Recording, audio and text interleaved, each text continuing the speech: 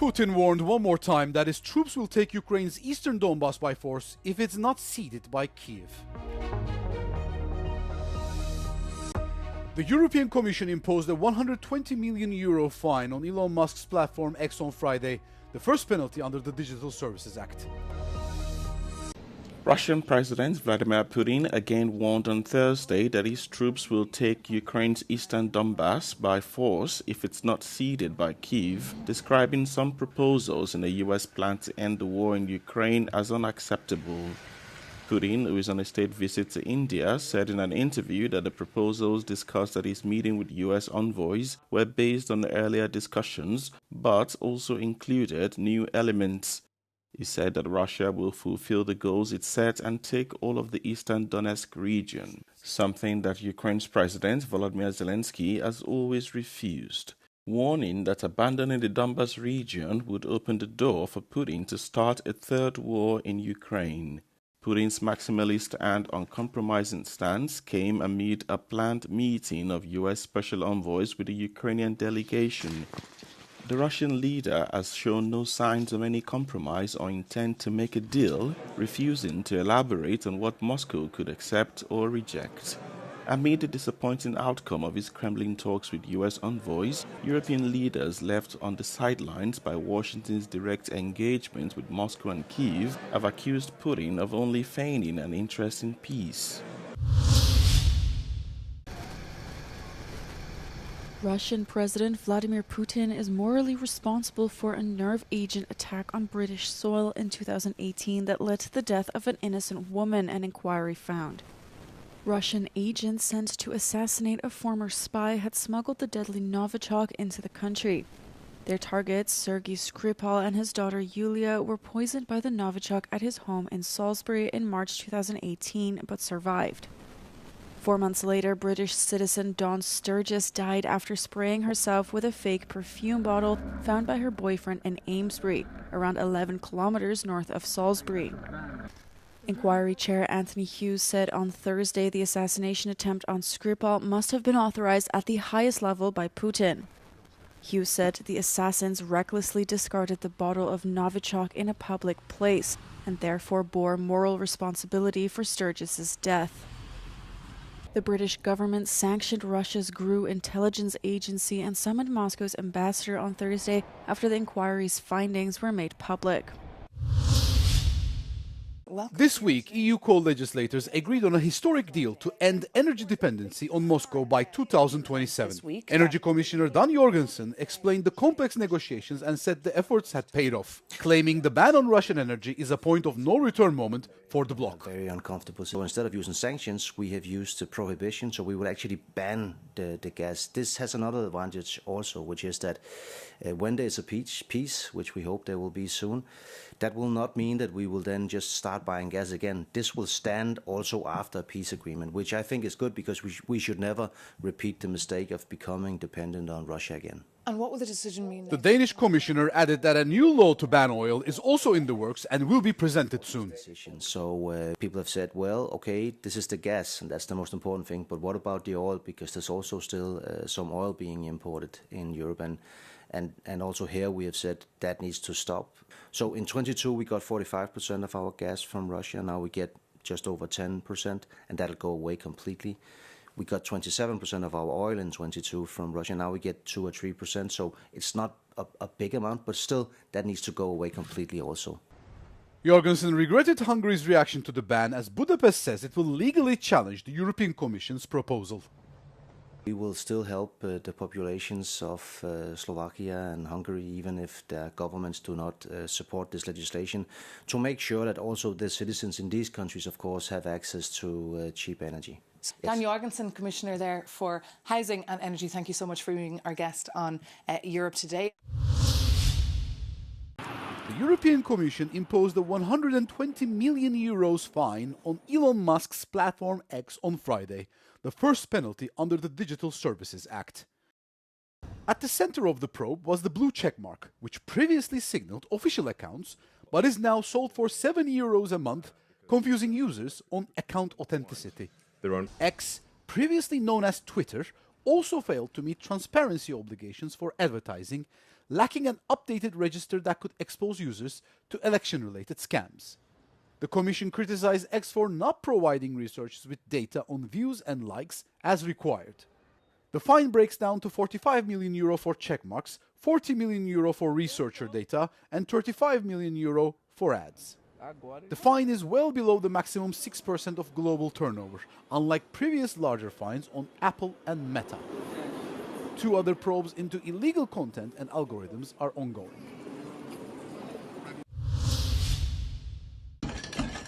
Spanish police said on Thursday they had broken up a criminal network linked to smuggling 300 workers into the country, mostly from Nepal.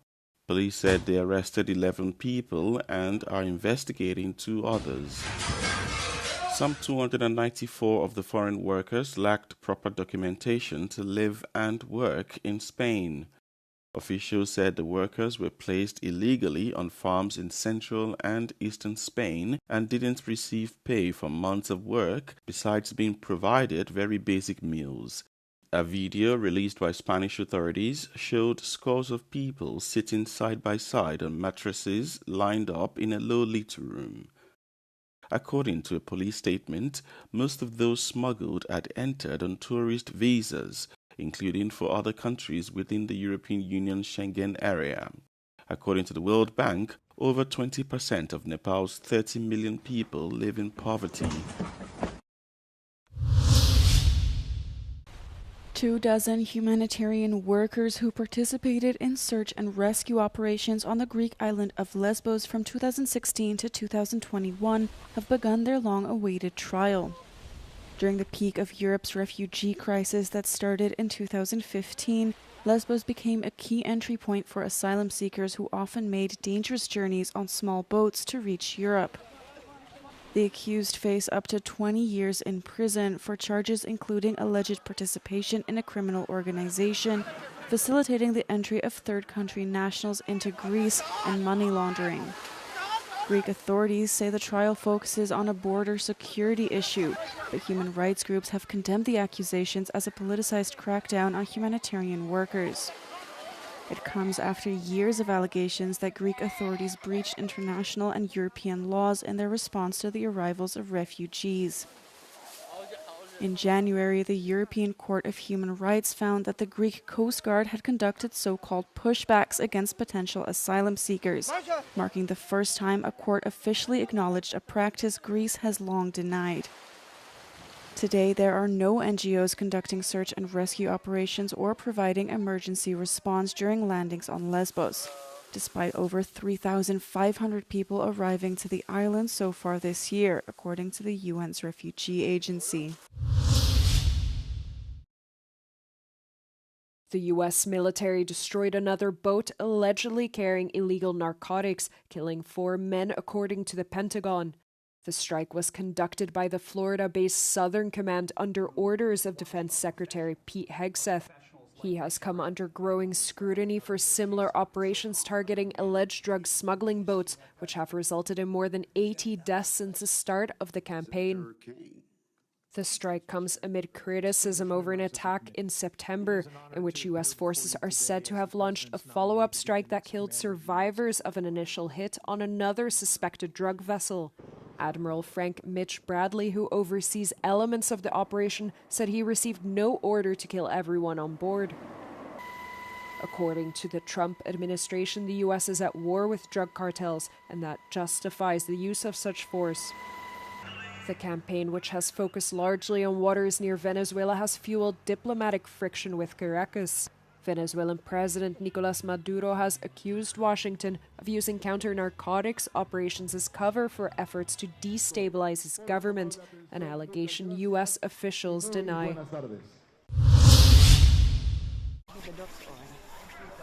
Each year, millions of people are estimated to suffer from seasonal depression, also known as seasonal affective disorder. Countries in Northern Europe and above the Arctic Circle are no stranger to long, dark days. Experts in Norway, Sweden, and Finland say the limited sunlight has a major impact on mood and can lead to low energy, increased appetite, and feelings of sadness. because light has an immediate effect on your well-being, to increase serotonin in your brain, which is a very important chemical to promote also, that you feel good, that you're in a good mood. So all these things you can do. So it's not like it's a fade and an annual or a seasonal fade, and you cannot do anything about it. A light therapy device or dawn simulator are common tools used to mimic light and boost serotonin in the brain. Experts also warn for social isolation and urge people not to withdraw socially during winter time.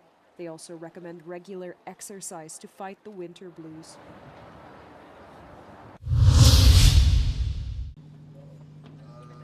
Netflix has announced the definitive purchase of Warner Bros. Discovery in a nearly $83 billion deal that includes HBO and HBO Max.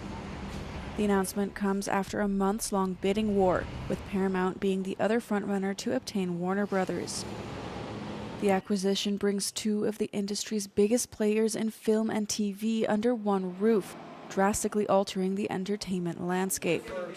Netflix said the merger would optimize subscription plans for consumers and give them more titles to choose from. Still, the deal will draw significant antitrust scrutiny, with critics warning that consolidation across the industry will mean less variety of content and fewer choices for consumers down the road. The merger could also mean bad news for movie theaters and those who work in them.